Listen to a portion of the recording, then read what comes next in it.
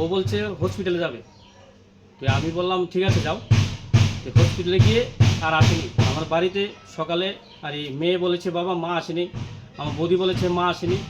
তো আমি কই কী অসুবিধা হলো, আচ্ছা দেখি দেখি সন্ধ্যা পর্যন্ত দেখি। আর বাবার কাছে ফোন করেছি, ও বাবা বলে আচ্ছা আমি দেখছি। আর ও তখন আর আসেনি।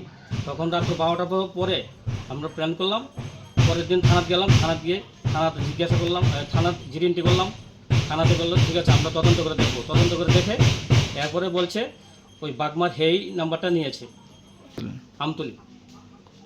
বাবার নাম জগদীশ কর্মকার, মল্লিকা কর্মকার। সব জানে, ওর ভাই সব জানে। ও গিয়েছে, ও বলে একবার বুঝিয়েছিল, বাড়ির যখন গিয়েছিল তখন বুঝিয়েছিল দিদি এসব করিস না, কিন্তু আমার কাছে শেয়ার করেনি।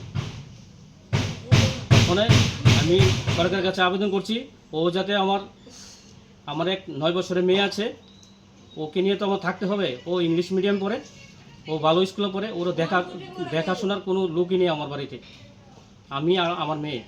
এখন আমি সরকারের কাছে আবেদন করছি এসব অসভ্য মহিলার যাতে কোথায় জায়গা না দেওয়া হয়, আর সরকার যাতে এবং মহিলা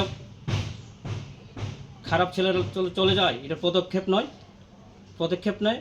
আর আমার যাতে ডিফুজ কাগজে সই করে দিয়ে যায় আমতলী থানায়। আমার নাম সপুরঞ্জন রয়, বাড়ি মধুবন।